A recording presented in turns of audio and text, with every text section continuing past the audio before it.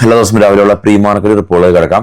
കഴിഞ്ഞ 5 ദിവസമായിട്ട് Nifty negative closing ആണ് നടത്തിയത്. നിഫ്റ്റി ഇപ്പോൾ 50-day മൂവിങ് ആവറേജിൻ്റെ നിയറാണ് ഉള്ളത്. കഴിഞ്ഞ 5 ദിവസം നിഫ്റ്റി നെഗറ്റീവായിട്ട് പോലും ആ മാർക്കറ്റ് ക്ലോസിംഗ് സമയത്ത് ഒരു ചെറിയൊരു പോസിറ്റിവിറ്റി കാണിക്കുന്നുണ്ട്. എസ്പെഷ്യലി ഇന്നലെയൊക്കെ ബാങ്ക് നിഫ്റ്റിയും ഫിൻ നിഫ്റ്റിയും എല്ലാം തന്നെ തിരിച്ച് കയറിയിരുന്നു, പോസിറ്റീവിൽ ക്ലോസ് ചെയ്യാനും സാധിച്ചിരുന്നു.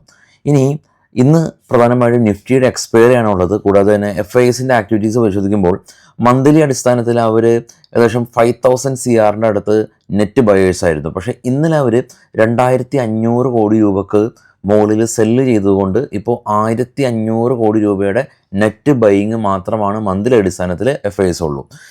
ഇനിയിപ്പോൾ നമ്മൾ മാർക്കറ്റ് ക്ലോസ് ചെയ്തതിന് ശേഷം ഇന്നലെ യൂറോപ്യൻ മാർക്കറ്റ് നെഗറ്റീവായിരുന്നു, US മാർക്കറ്റ് നെഗറ്റീവായിരുന്നു. കൂടാതെ തന്നെ US വിക്സ് 3% സ്പൈക്ക് രേഖപ്പെടുത്തിയിരുന്നു. US നിന്ന് PMI ഡേറ്റയും അവിടെ നിന്ന് ജോക്സൺ ഹോം സിഫണ്ട് എന്ന് പറയുന്ന അവിടുത്തെ സെൻട്രൽ ബാങ്കിൻ്റെ തലവന്മാർ ഒത്തുകൂടുന്ന മീറ്റിങ്ങുകളെല്ലാം തന്നെ വരുന്നുണ്ട്. അതിൻ്റെ ഭാഗമെന്നാണ് ആവണം ഈ US വിക്സ് സ്പൈക്ക് ചെയ്തത്. പക്ഷേ അത് മാറ്റി നിർത്തിയാൽ കൂടിയും ക്രൂഡ് പ്രൈസ് $90 പെർ ബാരലിൻ്റെ മുകളിൽ പോയി. ഇന്ത്യ വിക്സും സ്പൈക്ക് ചെയ്തതുകൊണ്ട് തന്നെ ഇപ്പോൾ ട്രേഡ് ചെയ്യുന്ന ഗിഫ്റ്റ് നിഫ്റ്റി ഇൻഡിക്കേറ്റ് ചെയ്യുന്നത് ഒരു നെഗറ്റീവ് സെൻറ്റിമെൻറ്റ്സ് ആണ്. ഇനിയും ഇന്നത്തെ കുറച്ച് സ്റ്റോക്കുകളുടെ വാർത്തകളിലേക്ക് പോകാം.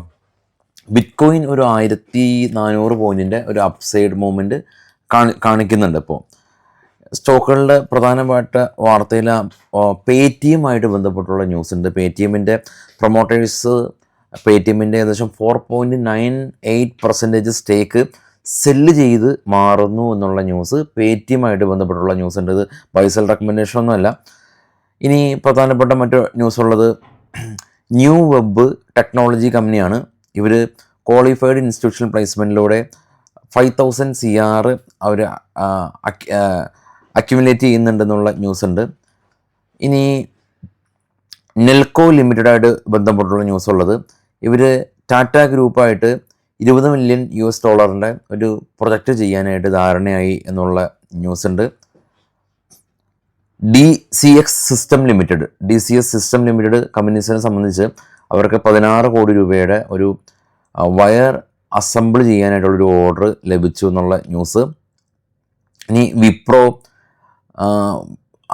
PCBL കെമിക്കൽ, അങ്ങനെ ഒരുപാട് കമ്പനിയായിട്ട് ബന്ധപ്പെട്ടുള്ള ഒരു പുതിയ അപ്ഡേറ്റ് ഉള്ളത്, ഗവൺമെൻറ് ഓഫ് ഇന്ത്യ 7877 കോടി രൂപയുടെ ഒരു ഇൻവെസ്റ്റ്മെൻറ്റ് പ്രപ്പോസൽ തുടങ്ങിയിട്ടുണ്ട്. ഇലക്ട്രോണിക് കമ്പോണൻറ്റ് ആൻഡ് മാനുഫാക്ചറിങ് സ്കീമിൻ്റെ അണ്ടറിൽ 7800 കോടി രൂപ സമാഹരിക്കും. മേൽപ്പറഞ്ഞ കമ്പനികൾക്കാണ് ഇതിൻ്റെ ഒരു മേൽനോട്ടം ഒക്കെ ഉള്ളത്, അല്ലെങ്കിൽ അതിൻ്റെ ഗുണം കിട്ടാനായിട്ട് ഉള്ള സാധ്യത ഉള്ളതെന്നുള്ള ന്യൂസ് ഉണ്ട്. ഇത് മിൻറ്റയുടെ ഒരു റിപ്പോർട്ട് പ്രകാരമാണ് ഈ ഒരു ന്യൂസ് ഉള്ളത്. ഇനി സംവർദ്ധന മദേഴ്സൺ സുമിയുടെ ഭാഗത്തുള്ള ന്യൂസ് ഉള്ളത്, ഇവർ ഒരു പുതിയ കമ്പനീനെ അക്യൂർ ചെയ്യുന്നുണ്ട്. $22 മില്യൺ സ്പെൻഡ് ചെയ്ത് SMR ഓട്ടോമോട്ടീവ് കമ്പനീനെ അക്യൂർ ചെയ്യുന്നുണ്ടെന്നുള്ള ന്യൂസ് ഉണ്ട്. പിന്നെ എയർടെലിൻ്റെ ഭാഗത്തു നിന്നുള്ള ടോപ്പ് ലെവൽ മാനേജ്മെൻറ്റിൽ ചേഞ്ചസ് എല്ലാം തന്നെ വരുന്നുണ്ട്. മിസ്റ്റർ സുനിൽ ഭാരതി മിറ്റൽ അദ്ദേഹം നോൺ എക്സിക്യൂട്ടീവ് ചെയർമാനിൽ നിന്ന് രാജിവെക്കുന്നു. പുതിയ ഒരു പേഴ്സൺ ഷബനം സിൻഹ അവരാണ് പുതിയ ഈ ഒരു പോസ്റ്റിലേക്ക് വരുന്നത്. അപ്പോൾ എയർടെൽ പോലെയുള്ള വലിയൊരു കമ്പനിയിൽ തലപ്പത്ത് സ്ഥാനമാറ്റങ്ങൾ വരുന്നുണ്ടെന്നുള്ള ന്യൂസ് ഉണ്ട്. ഇനി ലോയിഡ് എൻജിനീയറിംഗ് വർക്കായിട്ട് ബന്ധപ്പെട്ടുള്ള ന്യൂസ് ഉള്ളത്, ഇവർ സ്റ്റീൽ ഇൻഫ്രയുടെ 51% സ്റ്റേക്ക് അക്യൂർ ചെയ്യുന്നുണ്ടെന്നുള്ള ന്യൂസ് ഉണ്ട്.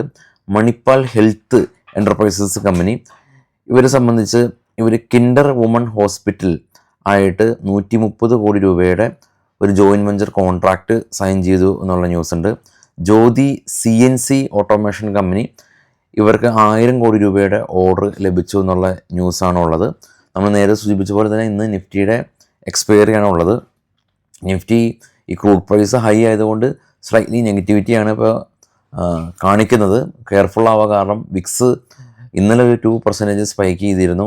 ഇനിയും ഫർദറായിട്ട് ഇങ്ങനെ സ്പൈക്ക് ചെയ്ത് പോകുമ്പോൾ ഓപ്ഷനൊക്കെ ഷോർട്ട് ചെയ്ത ആളുകളെ സംബന്ധിച്ച് പെട്ടെന്ന് പ്രീമിയം ഒക്കെ കൂടാനുള്ള സാധ്യതകൾ വളരെയധികം ഏറെയാണ്. വിക്സ് ലോവർ ലെവലിൽ നിന്ന് ഹയർ ലെവലിലേക്ക് പോകുന്ന സമയത്ത് മാർക്കറ്റിനെ ആരെങ്കിലും ഷോർട്ട് ചെയ്തിട്ടുണ്ടെങ്കിൽ വിക്സ് ഇങ്ങനെ പോകുന്നതിനനുസരിച്ച് പ്രീമിയം സ്പൈക്കായി പോകും. അതുകൊണ്ട് തന്നെ റൈറ്റേഴ്സ് എല്ലാം ശ്രദ്ധിക്കുക. അപ്പോൾ വൈകിട്ട് കാണാം. Thank you all.